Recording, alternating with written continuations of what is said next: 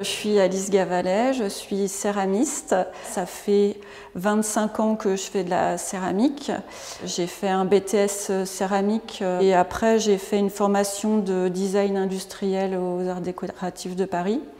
Donc en fait, j'aime bien travailler sur ce lien entre l'objet du quotidien et un peu l'œuvre artistique.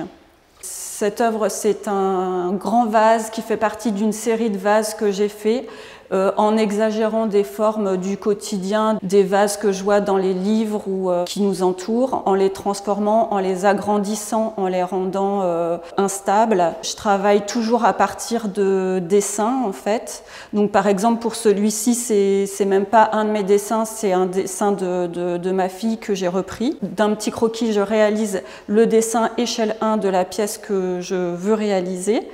Et ensuite, je fais comme si c'était une petite maquette. Je découpe dans une plaque de terre que je fais à l'aide de ma croûteuse toutes les faces de mon vase. Et ensuite, je les assemble en essayant qu'ils soient un peu vivants, qu'ils bougent, qu'ils soient un peu instables.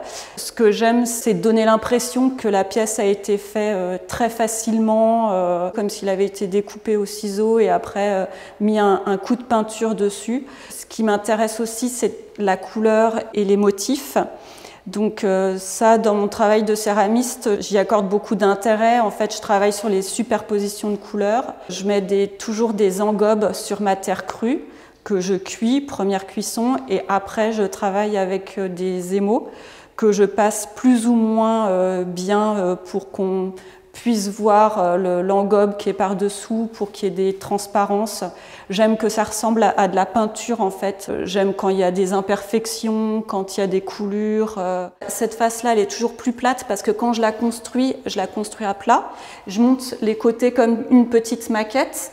Je termine par mettre le morceau à l'arrière et après, quand c'est un petit peu sec, je peux la relever et j'incorpore les anses.